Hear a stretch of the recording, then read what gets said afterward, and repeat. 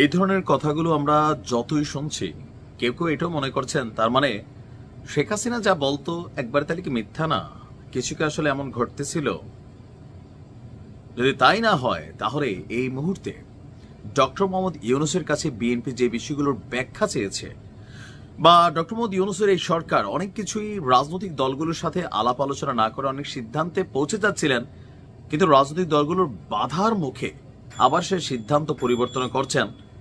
এই যখন সিচুয়েশন, তখন দেশের মানচিত্র পরিবর্তন করতে চাইলে অন্তর্বর্তী সরকারকে তা ব্যাখ্যা করার আহ্বান জানিয়েছেন। আপনি শব্দটার ওজন বুঝছেন? দেশের মানচিত্র পরিবর্তন করতে চাইলে মির্জা আব্বাস মনে করছেন এই মুহূর্তে বাংলাদেশ, এই দেশটির স্বাধীনতা এবং সার্বভৌমত্ব হুমকির মুখে, কারণ নির্বাচিত কোনো সরকার নেই। এরপর এই ডক্টর মোহাম্মদ ইউনূসের আমলে বেশ কিছু কর্মকাণ্ড হয়েছে যেগুলো নিয়ে আলোচনা চলছে। মির্জা আব্বাস বলছেন যে সেন্ট মার্টিন করিডোর, মানবিক corridor, Sajek, DP World, sterling দিয়ে আমরা বুঝি কি করতে চাচ্ছেন। কি করতে চাচ্ছেন? স্টার্লিং বেসিক্যালি তিনি এনেছেন আরাকান আর্মির জন্য। অনেক বড় অভিযোগ, স্টার্লিংকের যে নেটওয়ার্ক এটা বাংলাদেশে চালু হয়েছে। তো স্টার্লিং কেন? মির্জা আব্বাসের বক্তব্যের আসলে তিনি কোনটা বোঝাতে চেয়েছেন? বিষয়টা এরকম হতে পারে যে ধরেন মিয়ানমারের সাথে বা আরাকান আর্মির সাথে আমাদের যে স্টেটের অংশে বর্ডার আছে, আশেপাশে বাংলাদেশ সীমান্তে কয়েকটা স্টারলিংকের কানেক্টিভিটি আসতে পারে, আরাকানের ওইদিকে নেওয়ার সুযোগ হতে পারে, সম্ভবত এরকম কিছুই বুঝাইছেন। তারপর তিনি বলছেন করিডোর কার জন্য? এখান দিয়ে আরাকান আর্মির মাল মশল্লা যাবে। সেন্ট মার্টিন কার জন্য? বিদেশি কোনো সেবাদাসদের হাতে তুলে দেওয়ার জন্য।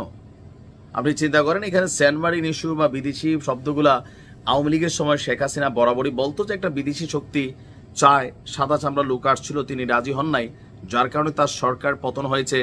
ইভেন তিনি এই খেলাতে ডক্টর মোহাম্মদ ইউনূসকেও তিনি মনে করেন যে তিনি একটা বড় ধরনের ভূমিকা রেখেছেন দূর থেকে। তো এখন বিএনপি বলছে, মানে বিএনপির স্থায়ী কমিটির সদস্য মির্জা আব্বাস সাহেব বলছেন যে অন্তর্বর্তী সরকার দেশের জনমানুষের আকাঙ্ক্ষিত সরকার, আস্থার সরকার ছিল, কিন্তু এই সরকারের কাছ থেকে আমরা কিছুই পাইনি। এই সরকারের মধ্যে বেশিরভাগ এদেশের নাগরিক নয়। সংস্কার করে নির্বাচন দেবে, কিন্তু তারা 9 মাসেও সংস্কার করতে পারেনি, 9 বছরেও পারবে না। কঠিন সিদ্ধান্ত নেবে, কি সিদ্ধান্ত নেবে তারা তা জানে। এখন এই যে ভয়ঙ্কর ভয়ঙ্কর অভিযোগ, ওনার বক্তব্য, আপনারা মনে করছেন আমরা বুঝি না? আমরা বুঝি। সেন্ট মার্টিন দ্বীপ করিডোর, দ্বিতীয় ওয়ার্ল্ড, স্টার্লিং দিয়ে কি করছেন? আমরা মনে করছেন বুঝি না? আমরা বুঝি। দেশের মানুষকে বোকা ভাববেন না। দেশপ্রেমিক মানুষের ভেতর ভীতির সঞ্চার হয়েছে। আমরা কথা বললেই কাজ শেষ করার কথা বলেন। আমরা জানি কোনো কাজ শেষ করতে পারবেন না। এই সরকারের মাথা থেকে আগা পর্যন্ত পচন ধরেছে। কিছু লোক ইচ্ছাকৃতভাবে চাঁদাবাজি করছে, আর এদের প্রতিহত করার আহ্বানও জানিয়েছেন। এখন আস্তে আস্তে কনফ্লিক্টে কোথায় যাচ্ছে? জাতির মধ্যে বড় একটা অংশ কিন্তু পরে বিশ্বাস করেই নিবে।